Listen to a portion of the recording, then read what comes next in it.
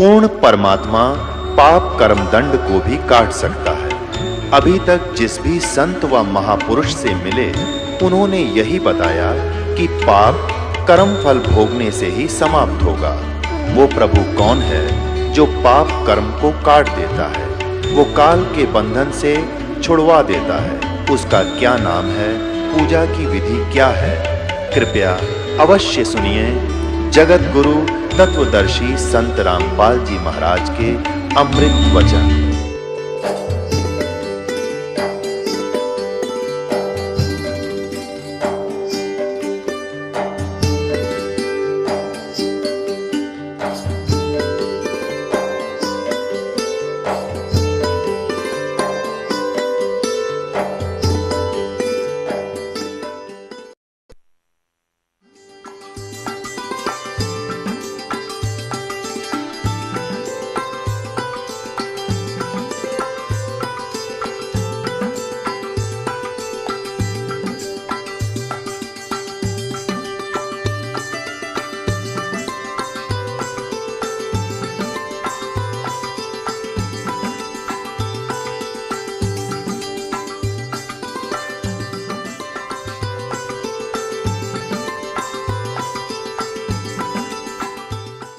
अपने आत्मा चौथे अध्याय के 33वें श्लोक में सिर्फ इतना कहा है कि इस द्रव्य में यज्ञ से ज्ञान यज्ञ श्रेष्ठ है। द्रव्य में यज्ञ कौन सी होती है? जो धन से संपन्न होती है। यज्ञ जैसे भंडारा है, कहीं पर कोई मंदिर बनवा दिया जिसको धर्म मानते हैं, कहीं कंबल बांट दिए, इस तरह के कोई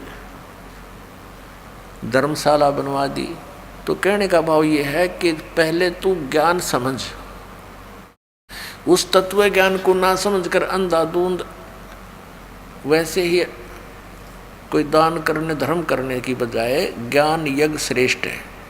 उस ज्ञान को समझ, उसके बाद फिर उस तत्व ज्ञान के आधार से तू फिर वो धर्म कर। ऐसे आंख मीच कर वैसे अंधाधुंध धर्म करने से कोई लाभ नहीं होता। इसका ये भाव देखिएगा। चौथे अध्याय का श्रीमद् भगवत गीता अध्याय नंबर 4 का श्लोक नंबर हम अब 33 पढ़ेंगे। इसका आगे वर्णन है। हे परंतम अर्जुन, द्रव्य में यज्ञ की अपेक्षा, यानी वैसे ही आंखें बंद करके कितना अंधाधुंध धन से व्यय करने की बजाय ज्ञान यज्ञ श्रेष्ठ है। यानी पहले तत्व ज्ञान समझ, और यावन मात्र यानी संपूर्ण कर्म उस ज्ञान में समाप्त हो जाते हैं। बेमतलब के डले डोने उस ज्ञान में समाप्त हो जाते हैं। उसमें क्या होता है? गुरु बिन माला फेरते, गुरु बिन देते दाने, गुरु बिन दोनों निष्फल हैं, चाहे पूछो वेद पुराण। यानी पूरे संत को खोजो, तत्वदर्शी संत की खोज करके फिर वो दान करो, तब संपूर्ण लाभ होगा। अब देखना, अब हम आगे हैं श्रीमद् भगवत गीता अध्याय नंबर 4 के और श्लोक नंबर 34 पर। 33 हमने पढ़ लिया। अब ये जो बताया चौथे अध्याय के 32वें श्लोक में जो तत्व ज्ञान है, सच्चिदानंद घन ब्रह्म की वाणी में जो कहा गया है विस्तार से, वो तत्व ज्ञान है। उस ज्ञान को तू तत्वदर्शी ज्ञानियों के पास जाकर समझ। उनको भली भांति दंडोत प्रणाम करने से, उनकी सेवा करने से, कपट छोड़कर सरलतापूर्वक प्रसन्न करने से वो परमात्म तत्व को भली भांति जानने वाले ज्ञानी महात्मा तुझे उस तत्व ज्ञान का उपदेश करेंगे। हो गया कंसेप्ट क्लियर? अब ये तो कंसेप्ट क्लियर ये हो गया कि गीता ज्ञान दाता से अन्य कोई परमात्मा है, और उस परमात्मा के द्वारा अपने मुख कमल से बोला गया ज्ञान श्रीमद् भगवत गीता तथा श्री पवित्र चारों वेदों से भिन्न है। उसने अपने मुख कमल से बोला है। अब ये बता दिया चौथे अध्याय के 34वें श्लोक में कि उस ज्ञान को तत्वदर्शी संत बताएंगे, उनसे सुनो। तो गीता ज्ञान दाता फ्री हो गया। और ये भी सिद्ध कर दिया कि मुझे पूर्ण अध्यात्म ज्ञान नहीं है। तो इससे सिद्ध ये हो गया कि श्रीमद् भगवद गीता इनकम्प्लीट और पवित्र चारों वेद इनकम्प्लीट। तो कंप्लीट कौन सा वेद है? वो सूक्ष्म वेद है, 5वां वेद है, और वो परमात्मा ने स्वयं अपने मुख कमल से बोला होता है। वो सच्चिदानंद घन ब्रह्म की वाणी है, उसको कबीर वाणी बोलते हैं, कबीर वाणी, वो 5वां वेद है। अब उस तत्वदर्शी संत की पहचान क्या है? उसको कैसे पहचाने कि वो कौन है तत्वदर्शी संत? तो इसी पवित्र सदग्रंथ श्रीमद् भगवद गीता में ये भी स्पष्ट किया है कि तत्वदर्शी संत की पहचान क्या होती है। आपको दिखाते हैं 15वें अध्याय के प्रथम श्लोक में। ये है पंचदश अध्याय अथ पंचदशो अध्याय। इसमें क्या कहा कि ऊर्ध्व मूलम अधः शाखम अश्वत्थम प्राहु अवम छंदासी यस्य प्रणानी ये तम वेद स वेदवित। ऊर्ध्व माने ऊपर को, मूल माने जड़ वाला, अधः शाखम नीचे को शाखा वाला, ये अश्वत्थम यानी पीपल का एक अविनाशी संसार रूपी वृक्ष कहा गया है। छंदासी यस्य प्रणानी, उसके पत्ते आदि भाग हैं, विभाग हैं, छंद हैं, उसके पोर्स पार्ट हैं। और यह तम वेद, उसको जो जानता है उन सभी विभागों को, स वेदवित, वह वेद के तात्पर्य को जानने वाला है, वो तत्वदर्शी संत। इन्हीं की भाषा में ऊर्ध्व मूलम, आदि पुरुष परमेश्वर रूप मूल वाले। यहाँ लिखना चाहिए था इन्होंने ऊपर को जड़ वाले। ऊपर को जड़ जो है वो पूर्ण परमात्मा है, समझो इस संसार रूपी वृक्ष की। पहले हम इस संसार रूपी वृक्ष को देखते हैं, ये बहुत आसानी से आपका समझ में होगा। पुण्यात्माओं, ये इस मनुष्य जीवन से काम यही करने का था जिसको हमने पेंडिंग छोड़ रखा था, एक ऑप्शनल सब्जेक्ट मान लिया था, जबकि ये तो वेरी इम्पोर्टेंट होना चाहिए था। हमें सबसे पहले यही हमारा जन्म से ही बच्चे का उद्देश्य भक्ति और भगवान पर विश्वास होना चाहिए। आने वाले समय में परमात्मा उसके साथ रहेगा, ऐसी व्यवस्था कर देगा विश्व में, आप सोच नहीं सकते। यदि सत साधना पूरा विश्व इस तरह करने लग गया तो या दौड़ मिट जाएगी, हाहाकार मिट जाएगी, और परमात्मा जो लाभ दे उसका तो कोई कहना है नहीं। इसलिए भगवान की खोज में कोई गुफाओं में, कोई पहाड़ों पर, कोई अमरनाथ पर बेचारे भटक रहे हैं, ऐसे डेंजरस स्थानों पर जाते हैं जहाँ पर एक बार पैर फिसल जाए तो पाव भी नहीं पड़े, आदमी खोजे तो ना पावे, और फिर भी जाते हैं हम। तो देखिएगा ये संसार रूपी वृक्ष, ये एक संसार रूपी वृक्ष है। गीता जी अध्याय नंबर 15 के श्लोक नंबर 1 से लेकर 4 और 16 और 17 का ये निर्णायक ज्ञान इससे समझ में होगा। अब यहाँ क्या बताया कि ऊपर को जड़, ये तो है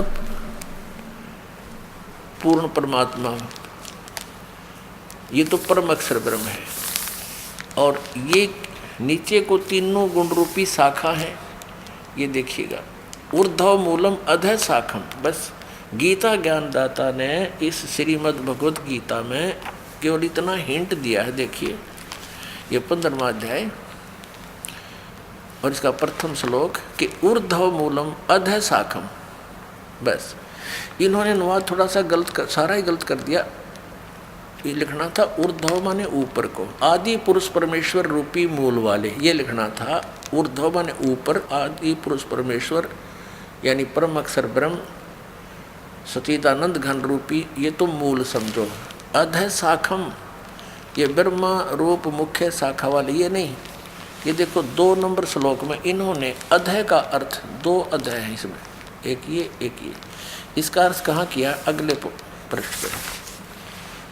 अधः माने नीचे, अधः माने नीचे, और ऊर्ध्व माने ऊपर, ये आप अनुवाद कर रहे हैं। ऊर्ध्वम ऊपर, अधः माने नीचे, अधः माने नीचे। यहाँ देखिए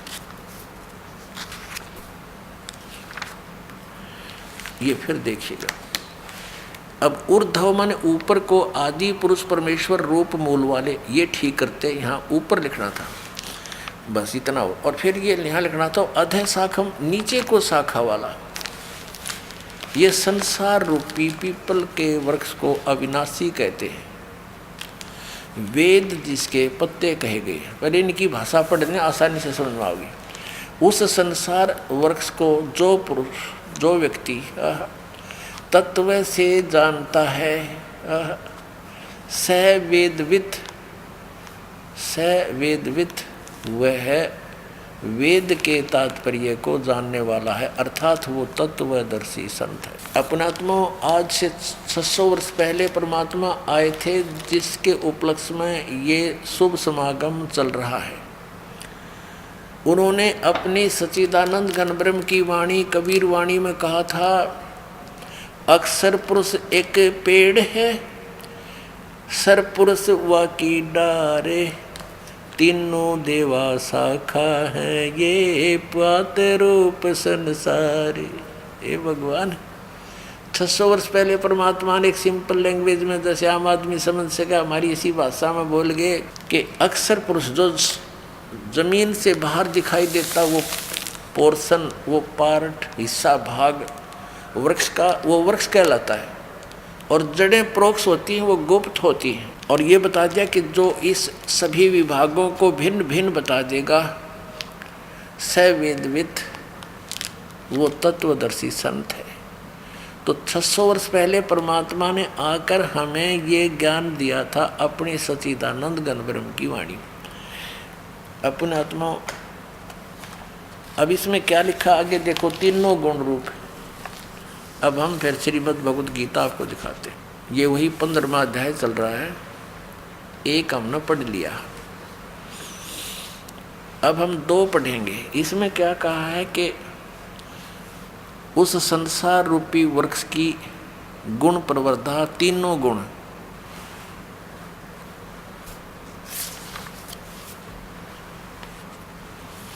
तीनों गुण रूपी बढ़ी हुई विषय पर वाला शाखा, यानी विषय भोग रूप, कोपलों, देव, मनुष्य और तिरक आदि योनि रूपी शाखा। यदि अपने सट्टे मारेंगे, इन्हें पता ही नहीं था। ऊपर को मूल और नीचे को तीनों गुण रूपी शाखा वाला, ये शाखाएं नीचे और ऊपर, अधः माने नीचे, ऊर्ध्व माने ऊपर, सर्वत्र नहीं, ये फैली हुई है। मनुष्य लोक में कर्मों के बंधन में बांधने की ये मुख्य कारण है, मूलानी मुख्य कारण है, जड़ें हैं जो नीचे और ऊपर व्याप्त हैं। अब देखो, हमने यहाँ ये देखना है कि तीनों गुण कौन है? रजगुण ब्रह्मा, सतगुण विष्णु, तमगुण शिव जी। हम थोड़ा सा कंसेप्ट क्लियर करके आगे चलेंगे। ये दिखाना पड़ेगा कि रजगुण ब्रह्मा है, सतगुण विष्णु, तमगुण शिव जी। ये मार्कंडेय पुराण है, गीता प्रेस गोरखपुर से प्रकाशित है।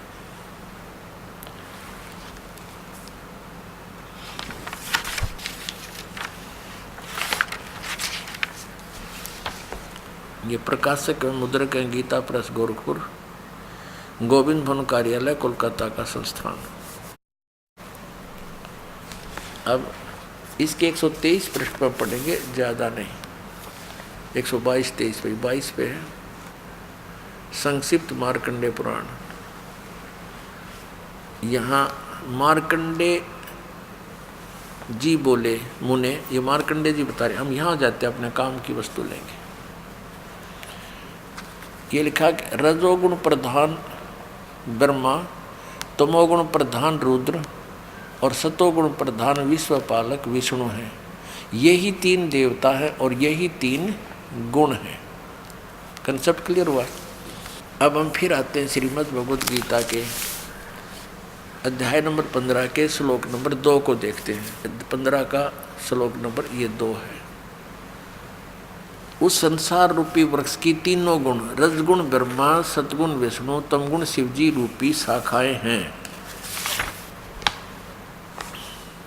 ये ऊपर और नीचे फैली हुई हैं। ऊपर स्वर्गलोक, पाताललोक और पृथ्वीलोक पर ज्ञान बोला ही जा रहा है।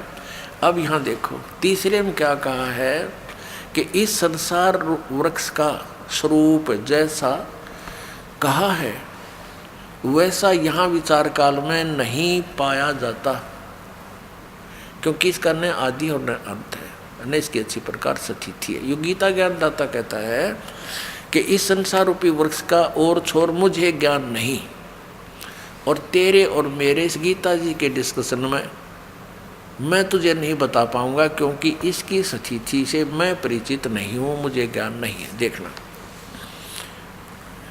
इस संसार रूप वृक्ष का स्वरूप जैसा कहा गया यहाँ विचार काल में, यहाँ तेरे और मेरे गीता जी के इस डिस्कशन में, विचार विमर्श में नहीं पाया जाता, क्योंकि न इसका आदि है और न इसका अंत, और न इसकी कोई अच्छी प्रकार स्थिति है ही है। इसलिए इस सुविरुद्ध मूलम, अति दृढ़ मूल वाले, ये नहीं, अति दृढ़ मूल वाले संसार रूपी पीपल के वृक्ष को, जिसकी मूल यानी ऊपर को जड़ रूपी जो भगवान है वो कौन है। अब जैसे अक्षर पुरुष एक पेड़ है, सरपुरुष वा की डार, तीनों देवा शाखा हैं, ये पात रूप संसार, लेकिन वो जड़ तो अलग है, वो प्रोक्ष है, वो परम अक्षर ब्रह्म है। तो यहाँ बताया है वो अविनाशी है, वो ऊपर के लोक है।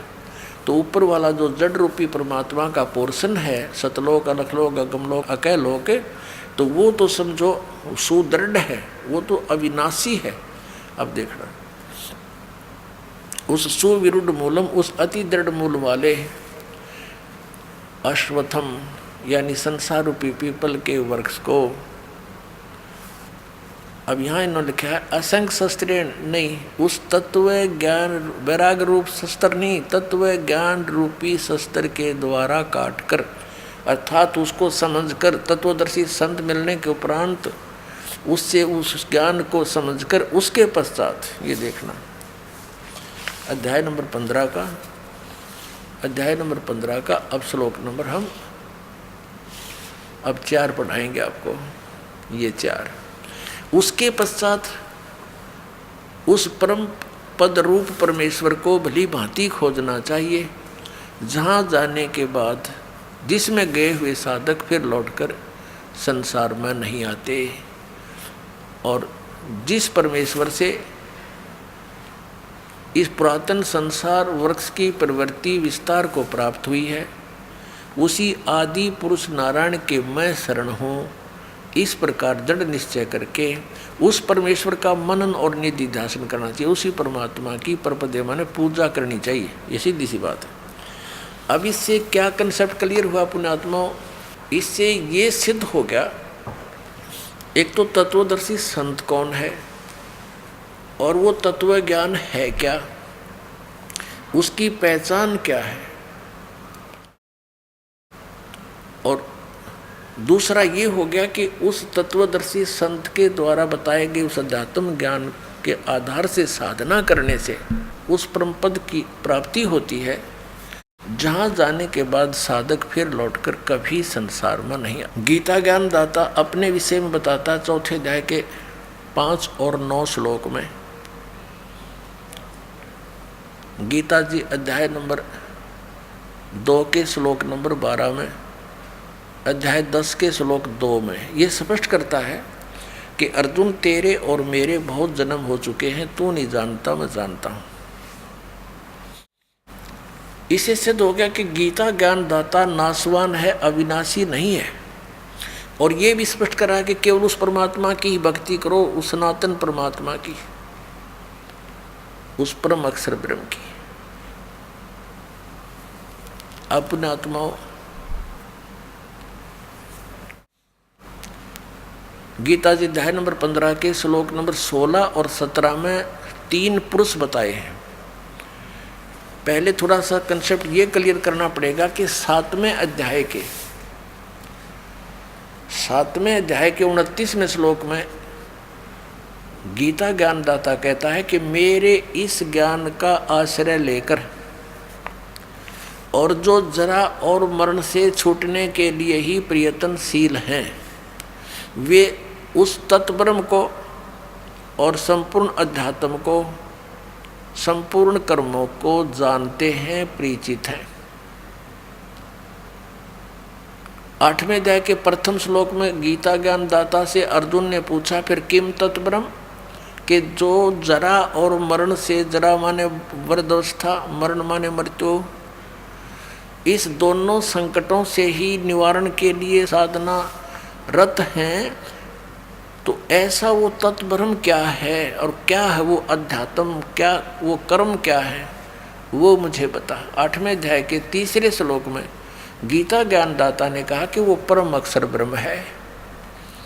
वो परम अक्षर ब्रह्म है, उसको जानने के बाद फिर साधक केवल जरा और मरण से ही छूटने का प्रयत्न करता है, यहाँ की किसी वस्तु की डिमांड नहीं करता। इस तत्वदर्शी संत से ये ज्ञान प्राप्त होने के बाद, अब देखना अध्याय नंबर 7 श्रीमद् भगवत गीता, अध्याय 7 श्लोक नंबर 28-29। इसमें क्या कहा है? जरा मरण मोक्षाय, जरा माने वृद्धावस्था, मरण माने मृत्यु, मोक्षाय माने उससे छुटकारे के लिए, मोक्ष के लिए, माम आश्रित यतन्ति ये ते ब्रह्म तत्विदु कृष्णम अध्यात्म कर्म से अखिलम। अनुवाद यहाँ देखेंगे इसका अगले पृष्ठ पे। जो मेरे शरण होकर, माम आश्रित का अर्थ है जो मैंने ज्ञान बताया है उसको आश्रय बनाकर तत्वदर्शी संत की खोज कर लेता है, तो वो जो मेरे शरण होकर जरा और मरण से, जरा माने वृद्धावस्था, छूटने के लिए, और मृत्यु, मरण माने मृत्यु, जरा और मरण से छूटने के लिए जो प्रयत्न करते हैं, यत्न करते हैं, वे पुरुष, वे साधक तत्ब्रह्म, देखो तत्ब्रह्म, उस ब्रह्म को और संपूर्ण अध्यात्म को तथा संपूर्ण कर्मों को जानते हैं। यहाँ पर बिल्कुल ये 30वां तो लास्ट में कहता, जो मुझे जानते हैं मुझे प्राप्त होते हैं।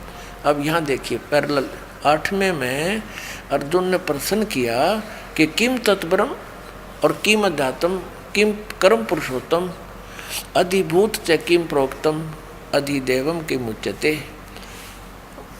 हे पुरुषोत्तम, वह ब्रह्म क्या है? इसका उत्तर गीता ज्ञानदाता ने ये अध्याय नंबर, ये हम 8 पढ़ रहे हैं, इसके 3 में दिया है कि वह परम अक्षर ब्रह्म है। बस पुण्यात्माओं, यहाँ से हमने इतना ही लेना था, वो परम अक्षर ब्रह्म है। अब हम इसको परम अक्षर ब्रह्म कहो चाहे परम अक्षर पुरुष कहो, पुरुष माने प्रभु परमात्मा और ब्रह्म माने भी परमात्मा।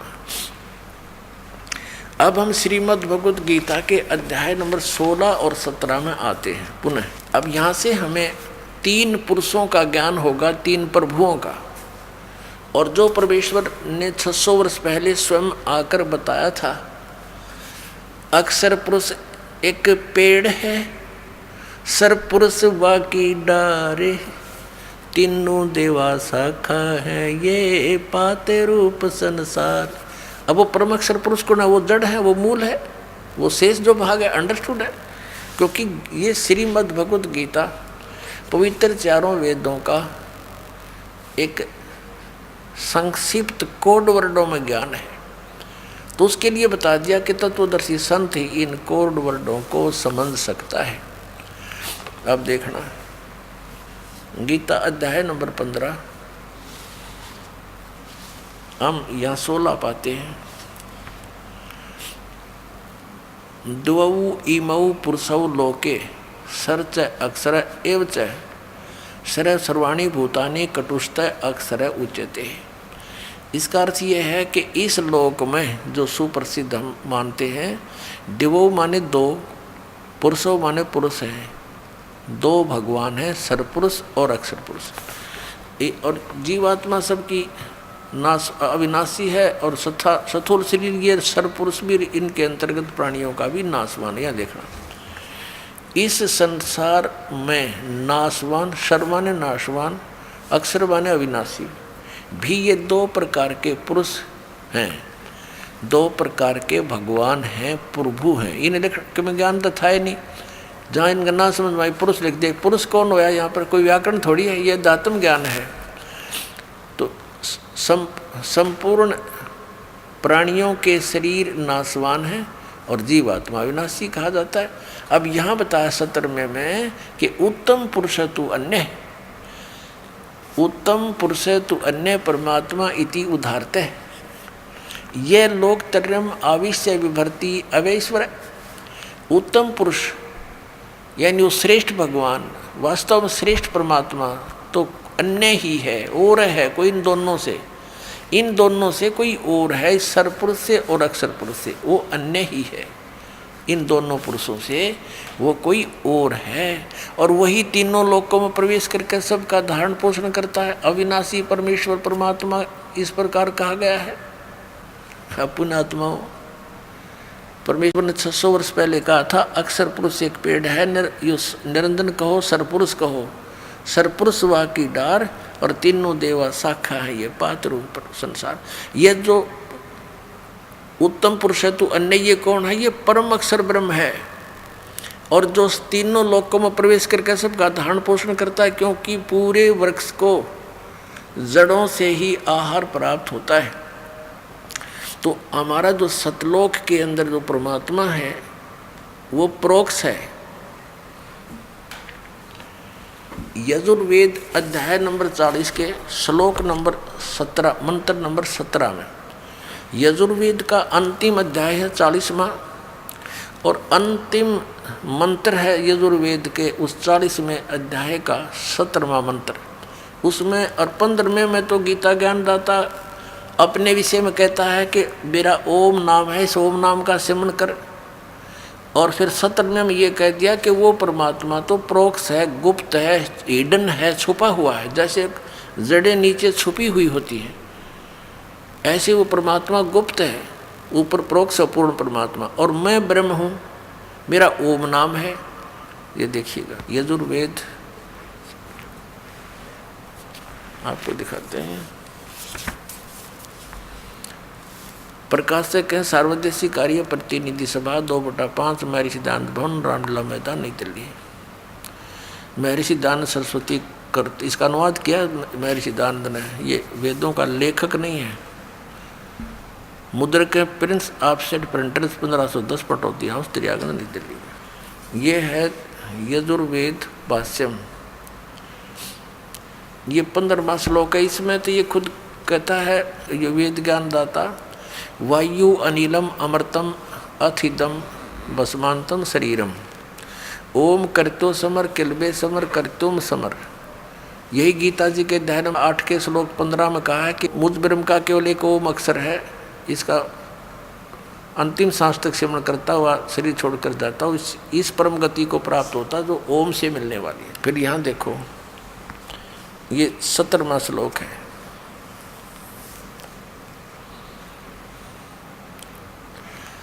इसमें क्या लिखा? हे मनुष्यों, जिस ज्योत स्वरूप रक्षक मुझसे अविनाशी यथार्थ कारण के आच्छादित मुख के तुल्य उत्तम अंग का प्रकाश किया जाता है, जो वह प्राण व सूर्य मंडल में पुरुष माने पूर्ण परमात्मा है।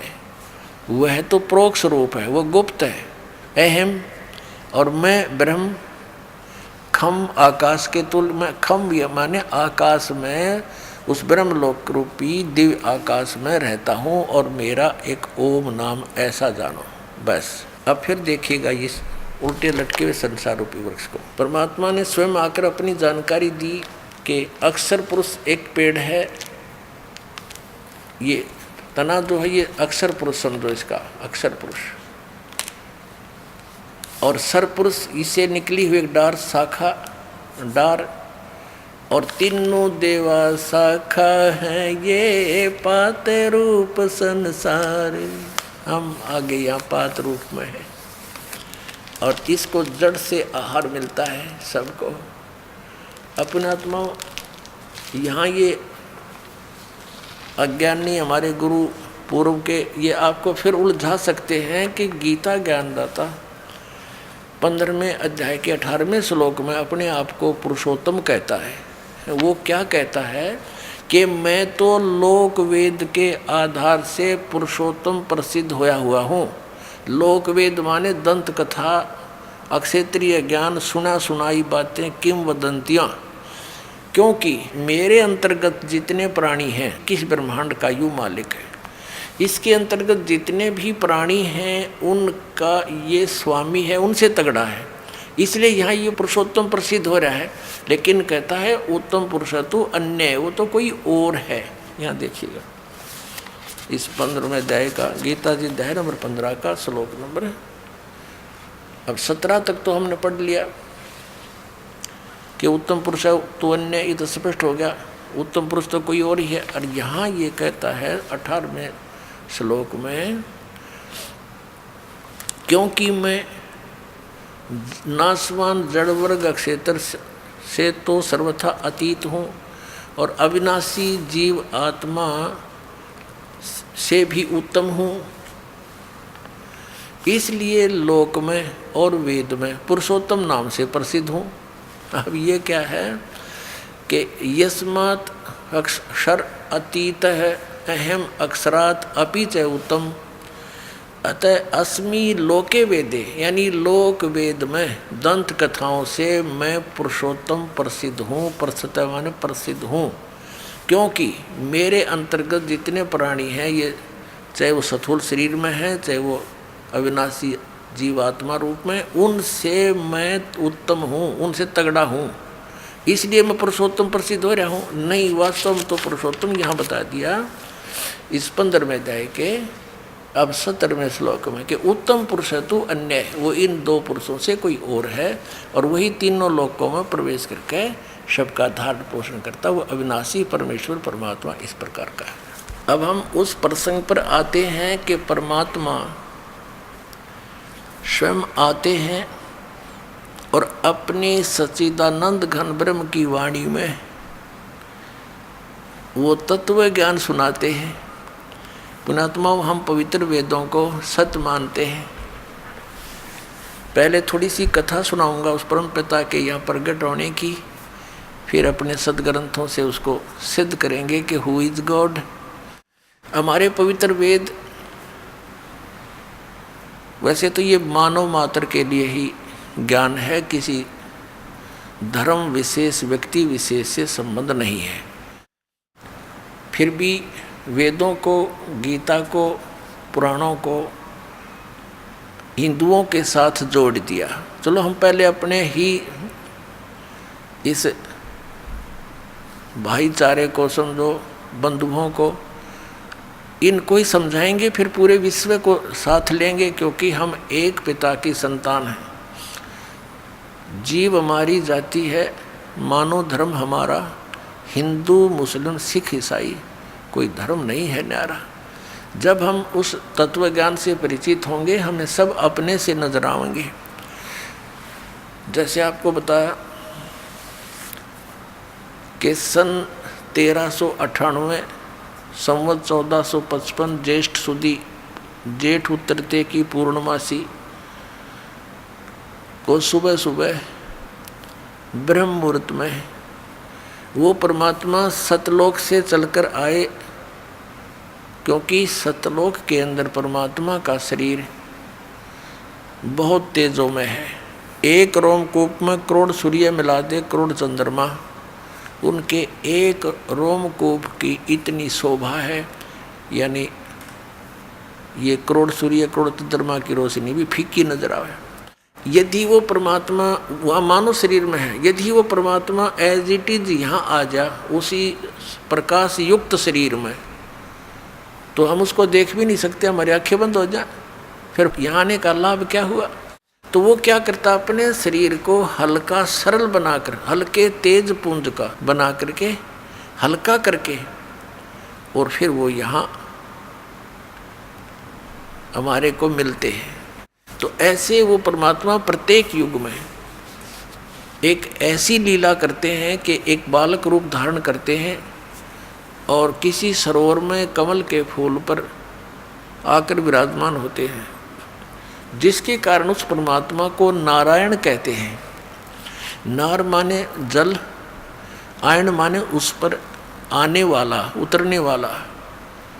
अब जैसे हमने श्री विष्णु जी को नारायण मान रखा कि शेष नाग की सैया पर सोया था।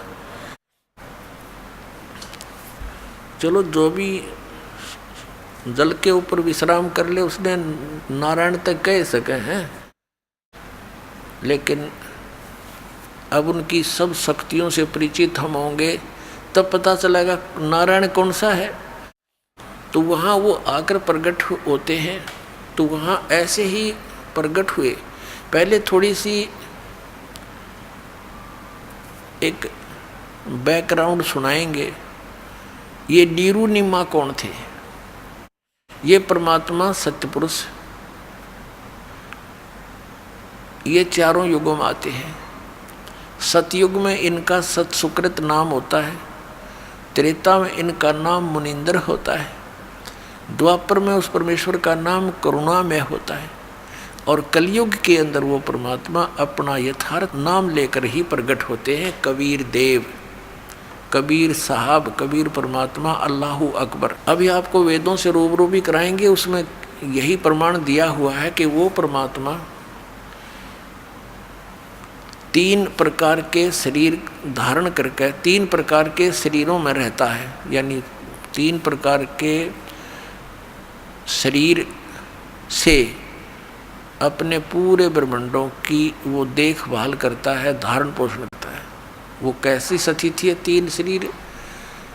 एक प्रकार के तो मालिक सतलोक के अंदर स्थिर रहते हैं, उनके एक रोमकूप में करोड़ सूर्य करोड़ चंद्रमा मिला दे इतनी रोशनी उसकी अधिक रहती है इससे भी।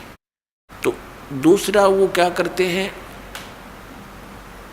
प्रत्येक युग में एक शिशु रूप धारण करके एक लीला करते हैं। उनको एक निसंतान दंपति उठा ले जाते हैं और धीरे धीरे वो एक लीला में तरीके से बड़े होते हैं। छोटी सी आयु में ही वो विद्वानों के साथ डिस्कस करना शुरू कर देते हैं, उनके छक्के छुड़ा देते हैं। फिर वो बड़ा होते हैं, अपनी अमृत वाणी को बोलकर सुनाते हैं। वो लिपिबद्ध कर ली जाती है, उसको सच्चिदानंद घन ब्रह्म की वाणी अर्थात उसको सूक्ष्म वेद बोलते हैं, उसको तत्व ज्ञान भी कहते हैं। और तीसरी स्थिति यह है कि वो जब चाहे कहीं पर भी किसी महात्मा को आकर, संत को, अच्छी आत्मा को आकर के और कभी भी मिल लेते हैं, कोई साधु वेश बनाकर, संत का भेष बनाकर। ये 3 स्थिति उस परमात्मा की। तो ये द्वितीय स्थिति यानी शिशु रूप धारण करके आते हैं। तो ये नीरुनिमा कौन थे?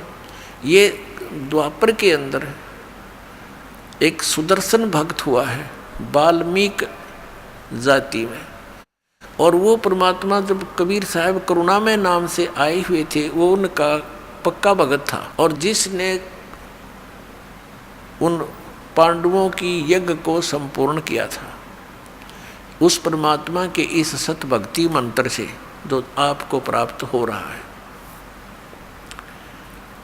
अब परमात्मा ने उसको ये यथार्थ ज्ञान दिया। सुदर्शन जी ने भगवान से कहा कि प्रभु मेरे माता पिता आपके ज्ञान को स्वीकार नहीं कर रहे हैं और ये बिल्कुल नहीं मानते, इनको समझाने की चेष्टा करो। परमात्मा ने बहुत बार कहा, लेकिन उन्होंने एक नहीं सुनी कि तू कहाँ से लिया? विष्णु जी से ऊपर, ब्रह्मा विष्णु महेश से ऊपर भगवान कहाँ आ गया तेरा? हम नहीं मानते। उनकी मृत्यु होगी। वो सुदर्शन जी जो थे, सुपद सुदर्शन वाल्मीकि, वो बड़े चिंतित थे। प्रभु ने कहा, बेटा आप किस बात की चिंता किए हुए हो? ये तो सब ने आना और जाना है। जो सत भक्ति नहीं करेंगे उनकी ऐसी ये चक्कर बना ही रहेगा। सुदर्शन जी ने कहा कि परमात्मा अब तो अंतर्यामी है, इस मरने और जीने की चिंता दास को नहीं है। मुझे चिंता ये सता रही है कि मेरे माता पिता कितनी अच्छी आत्मा के थे और आपके ज्ञान को ना स्वीकार करके अब उनकी के दुर्गति होगी। मैं चिंतित हूँ। मरना तो कोई बात नहीं। एक दिन भगवान ने कहा कि सुदर्शन चल तुझे सतलोक ले चलूँ। कहने लगा, ले चलो मालिक, हम तैयार बैठा आपका दास। फिर परमेश्वर ने कहा कि कोई तेरी यहाँ इच्छा तो नहीं है किसी या संसार की किसी वस्तु में? तब उसने कहा, परमात्मा और मेरी कोई इच्छा नहीं। एक इच्छा समझो और चाहे मेरी कमजोरी समझो, आप तो अंतर्यामी हैं कि मेरे माता पिता बहुत अच्छे थे, ये प्रभु उन्होंने भक्ति नहीं करी, अब वो कितना कष्ट उठा रहे होंगे। मेरी आपसे प्रार्थना है कि हे परमात्मा, उनको किसी जन्म में अपनी शरण में ले लेना, उनका कल्याण करना पड़ा। अब पुण्यात्माओं, परमात्मा ने सोचा कि अब देख इतना ज्ञान दे दिया और फिर भी इतना प्रेशर इसके ऊपर, इस अज्ञान का। फिर मालिक ने सोचा कि एक मुश्किल से एक भगत तैयार हुआ है और ये और रह जाएगा इस माँ बाप के चक्कर में। तब परमात्मा ने कहा, बेटा तू चिंता ना करे, तेरे माता पिता को मैं अवश्य शरण में दूंगा और उसको पार कर दूंगा। तब वो प्रसन्न हो गया, खुश हो गया। अब मैं निश्चिंत हो गया भगवान कि अच्छा चालीब तू अब मर ले, सतलोक में चल। अब उसको सतलोक भेजा। तो कहने का भाव ये है, यह भी कमजोरी है हमारी। अंत में जब तक हमारा हृदय यहाँ से कंप्लीटली नहीं हट जाएगा तो हम फिर यहीं आ जाएंगे। लेकिन जो साधना आप कर रहे हो ये अनमोल रत्न है, ये आपको यहाँ पर वापस मिल जाएगा। फिर इसका फायदा क्या हुआ? स्वर्ग में चले जाओगे, वहाँ देवता बन जाओगे, फिर मृत्यु होगी, फिर यहाँ 84 लाख में फिर भटकोगे। अब ये सुदर्शन का ये भी कमजोरी थी, वीकनेस थी उसकी, वो भी यहीं रखने की, काल के जाल में फंसाए रखने की। जैसे एक वृद्ध व्यक्ति कमजोर सा था, उसके अस्थि पंजर सा दिखा था। डॉक्टर के पास गया, डॉक्टर से कहा, डॉक्टर जी मैं उठता हूँ ना तब मुझे चक्कर आते हैं। डॉक्टर ने कहा कि बाबा यह कमजोरी है, वीकनेस है, कमजोरी है। फिर कहा कि मेरी पिंडलियों में दर्द रहता है। डॉक्टर ने कहा कमजोरी है। मेरे सिर में दर्द हो जाता है। डॉक्टर ने कहा बाबा कमजोरी है। तो वो बाबा जो नाराज हो गया और कहने लगा, तो डॉक्टर है गमचक्र, एक के पास जाना है क्या? कमजोरी है, कमजोरी है, कुछ और भी कहेगा। तो डॉक्टर ने बोला बाबा यह भी कमजोरी है, क्योंकि कमजोर आदमी ने गुस्सा गणाया करे। तो यह भी कमजोरी ही थी उसकी, सुदर्शन जी की, जो न्यू कह था कि मेरी क्या में इच्छा नहीं है भगवान, किसी चीज़ में इच्छा नहीं है, बस मेरे माता पिता की याद आवे है कि वो कितना दुखी हो रहे होंगे। यह भी कमजोरी ये थी जो यहाँ फंसा देती, उसको माता पिता के पास पटक दे, वो काल उसको उठा के जहाँ आशा तहाँ बासा हुई। तो पुण्यात्माओं, अगले जन्म में वो सुदर्शन जी के माता पिता ब्राह्मण और ब्राह्मणी दोनों का योग हो गया। तो परमात्मा उनको मिले, लेकिन उन्होंने उनकी बात को नहीं माना। 3-4 वर्ष के होके अंतर ध्यान हो गए, वापस फिर नहीं आए। परमात्मा ने कहा था तुम नाम ले लो। 3 वर्ष का बालक थे और उस सुदर्शन की माता पिता वाली आत्मा से कहा कि तुम उपदेश ले लो। और वो नो के हम ये हमारे पास रहे और हमने नो का नाम ले लो, मैंने गुरु बना लो। देख बेइज्जती करे हमारी। परमात्मा अंतर ध्यान हो गए। वो सारी जीवन रो रो कर काटा न, वो जीवन बहुत बुरी तरह रोते रहे, उनकी तरफ बना दी। ये सचमुच भगवान थे, हमने मानी नहीं उनकी बात। अगले जन्म में वो फिर ब्राह्मण ब्राह्मणी का हो गया और वो भगवान शिव के उपासक थे। गौरी शंकर सरस्वती उनका नाम था। तो गौरी शंकर सरस्वती इनका नाम था। इनका दोनों का फिर योग हो गया पति पत्नी के रूप में। गौरी शंकर जो है ये भगवान शिव के पुजारी थे और बहुत ही नेक आत्मा थे। निस्वार्थ भाव से भगवान शिव की शिव पुराण की कथा करते थे, किसी को मिसगाइड नहीं करते थे अपनी रोजी रोटी के लिए। और कथा में जो भी कोई दान दक्षिणा आ जाती थी उसी से निर्वाह चल रहा था। और शेष जो बच जाता था भोजन से वो भंडारा कर देते थे, संग्रह नहीं करते थे। अब क्या हुआ, अन्य जो दूसरे ब्राह्मण थे वो रोजी रोटी के लिए कथाएं किया करते थे, वहाँ लोगों ने जाना कम कर दिया। गौरी शंकर के पास उनका समूह ज़्यादा हो गया। तो अन्य जो ब्राह्मण थे वो उनसे ईर्ष्या करने लग गए। इस बात का ज्ञान था मुसलमानों को। ये काशी शहर में जन्मे थे। तो मुसलमानों ने सोचा कि ये गौरी शंकर हिंदू धर्म का प्रचार घना कर रहा है और इसके साथ ये ब्राह्मण है नहीं, और उन गुरुओं के साथ ही जनता होती थी, जो वो कहते थे वही कर देते थे। तो मुसलमानों ने ज़बरदस्ती बलपूर्वक अपना जूठा पानी उनके कपड़ों पर छिड़क दिया, उस गौरी शंकर सरस्वती के कपड़ों पर घर में उनके मुंह में डाल दिया ज़बरदस्ती, और कह दिया ये मुसलमान बन गए, मुसलमान बन गए। अब वो जो विरोधी ग्रुप था ब्राह्मणों का, उन्होंने सब जगह कह दिया कि गौरी शंकर मुसलमान बन गए हैं, वहाँ कोई नहीं जाएगा, उसको अधिकार नहीं रहा हमारे पुराणों और ग्रंथों के प्रचार करने का। गंगा में स्नान करना भी बंद करवा दिया। अब वो विवश हो गए, निर्वाह की समस्या आ गई, तो उनका नाम रख दिया, एक का गौरी शंकर का नाम रख दिया नूर अली, जिसको नीरू कहने लगे, और सरस्वती का नाम रख दिया नियामत, उसको नीमा कहने लगे। इस प्रकार नीरू और नीमा नाम से वो दोनों प्रसिद्ध हुए। निसंतान थे, उनका संतान नहीं थी, आयु लगभग 50 से ऊपर हो चुकी थी, 60 के आसपास। अब गंगा में स्नान करते थे पहले प्रतिदिन, अब गंगा में स्नान बंद करवा दिया, उनके लिए समस्या आई। तो उनको धीरे धीरे पता चला कि एक सरोवर है लहर तारा नामक, और उसमें गंगा का जल ही वर्षा के दिनों में जब ओवरफ्लो होकर चलती है दरिया, उछल उछल कर लहरों के द्वारा वो जल से बहुत बड़ा सरोवर का रूप धारण कर लेता है। वो फिर सारा वर्ष बहुत अच्छा शुद्ध जल उसमें रहता है। तो वो दोनों जने प्रतिदिन वहाँ स्नान करके आते थे। रोटी रोजी के लिए, निर्वाह के लिए उन्होंने एक सिंपल सा कारखाना लाया, यानी जिसमें कुछ भी खर्च ना हो, कपड़ा बुनने के। उसमें 4-5 डंडे से गाडने होते हैं, बस लकड़ी के काट के जंगल तक, और उसमें सूत लाकर लोगों से उनको बनाने की मजदूरी लेते थे। तो जिस कारण से वो कपड़ा बुनने के कारण जुलाहा नाम से प्रसिद्ध हो गए। अब वो संतानहीन थे, व्यक्ति तो कुछ अपनी कर लेता है संतुष्टि, लेकिन ये बहन जो होती हैं इनको समाज नहीं टेकन देता। कोई ना कोई आता है, पूछता है, अरे भगवान ने कोई बच्चा नहीं दिया, एक बालक तो चाहिए था।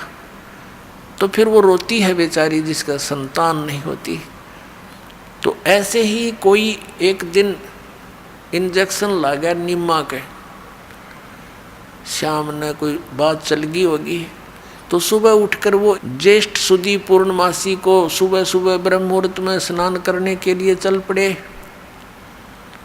और शाम ने कोई रिश्तेदार या कोई पड़ोसी आकर उसको प्रेरित कर गया कि भगवान ने एक बालक तो देना ही चाहिए था, और बच्चे बिना तो जीव ने कुछ को ना। ऐसा हमारी अपनी सोच है, लेकिन भक्ति मार्ग में इसके विपरीत ज्ञान है। वो समय आने पर बताएंगे, अभी इतना समय नहीं। अब नीरू नीमा दोनों स्नान करने के लिए प्रतिदिन की तरह वो चल पड़े। कहाँ? अपने उसी स्थान पर जहाँ प्रतिदिन स्नान करते हैं, लहर तारा तालाब पे। उधर से क्या होता है, वो परमेश्वर अपने लीलानुसार, अपने गुणानुसार सतलोक से गमन करके, गति करके, बिजली जैसी गति से वहाँ से आया। एक प्रकाश का पुंज दिखाई दिया, प्रकाश का गोला सा, और वहाँ पर एक प्रत्यक्ष दृष्टा थे अष्टानंद ऋषि। वो प्रतिदिन उसी स्थान पर स्नान करने जाते थे। एकांत स्थान देखकर प्राकृतिक, वहाँ बैठकर अपने गुरुदेव स्वामी रामानंद जी से प्राप्त साधना अभ्यास करते थे। उस दिन भी वो स्नान करके साधना करने का प्रयत्न कर रहा था। उसी समय ऊपर से एक प्रकाश का गोला सा आया। अष्टानंद महर्षि की आंखें ऊपर को हुई, देखा तो बहुत तेज था वो, आंखें बंद होगी।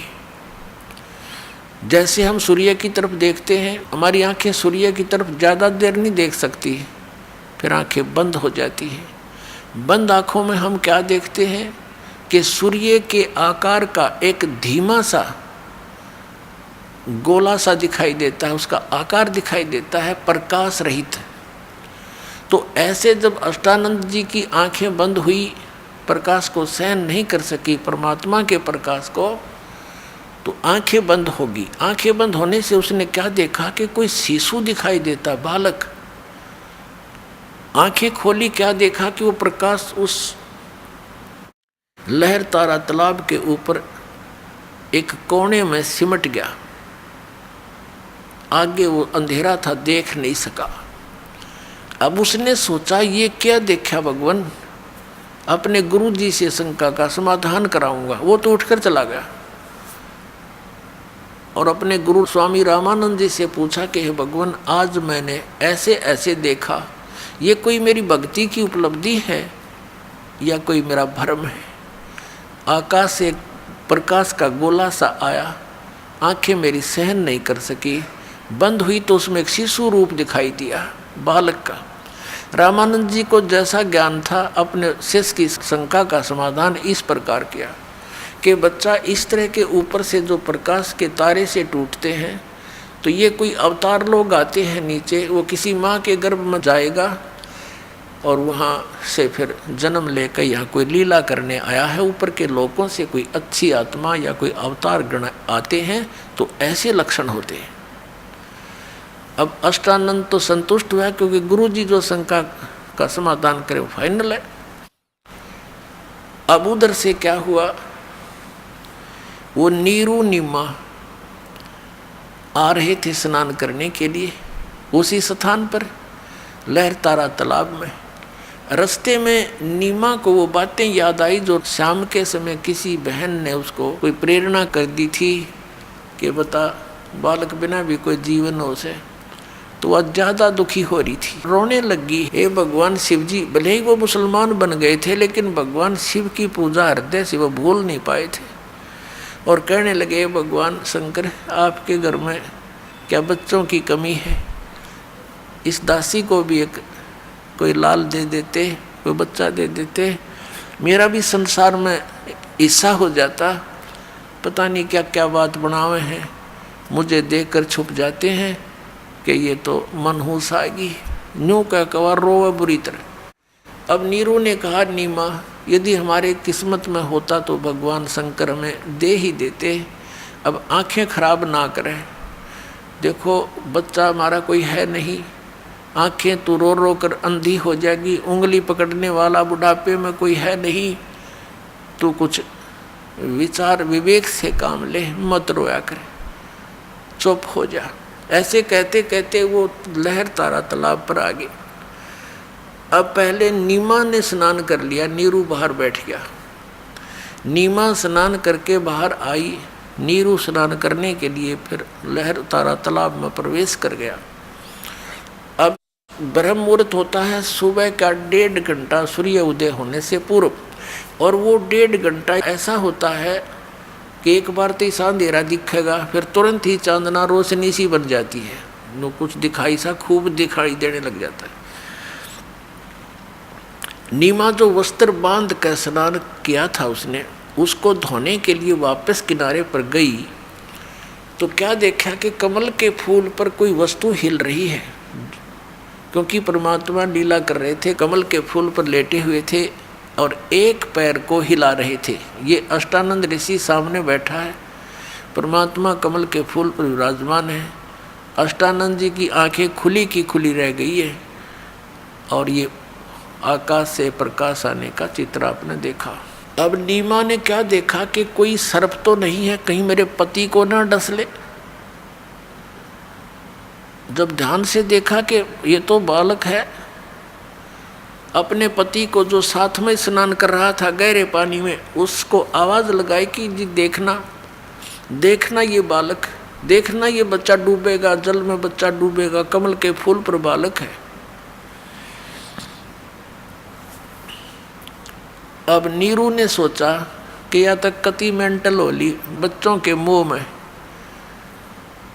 और देख अब इसने जल में भी बालक दिखाई देने लगे है, भगवान सद्बुद्धि दो दाता इसको। तो वो कहने लगा स्नान करता करता कि नीमा तू कति पागल होगी। तो उसने कहा कि नहीं जी देखना सचमुच, देखो देखो ये रहा बच्चा डूबेगा। अब नीरू ने देखा कि आज इसकी आवाज़ में कुछ सच्चाई है। जिधर वो संकेत कर रही थी उधर देखा उसने कि सचमुच एक बालक है। तो उसने आओ देखा ना ताओ देखा, फट उठाया, कमल के फूल समेत तोड़ लिया बालक को और अपनी पत्नी को दे दिया। और नीमा इस परमेश्वर को लेकर के बाहर आ गई सरोवर से। अब नीरू नहा रहा था और नीमा ने देखा उस परमात्मा का इतना सुंदर शरीर, इतना सुंदर चेहरा। अपनात्मा जिस भगवान के नाम लेते रोम रोम खड़े हो जाते हैं और उस परमेश्वर के लिए भक्त भटक रहे हैं। लाखों वर्षों, हजारों वर्षों, सैकड़ों वर्षों तक तपस्याएं कर ली, वो परमात्मा ना मिला। और उस बहन को, नीमा को की गोदी में बैठा है। अपनात्मा बर्फ तो दूर से ही ठंड कर देती है और निकट हो जाता कति गर्मी आसपास नहीं आने दे। तो संसारिक जो दुख उस भगवान की प्रेजेंस में छू मंतर हो जाते हैं। और जब ये टेंशन खत्म हो जाती है तो आत्मा अपने आप को हल्का सा महसूस करती है। तो परमात्मा की उपस्थिति में ये समाप्त हो जाते हैं।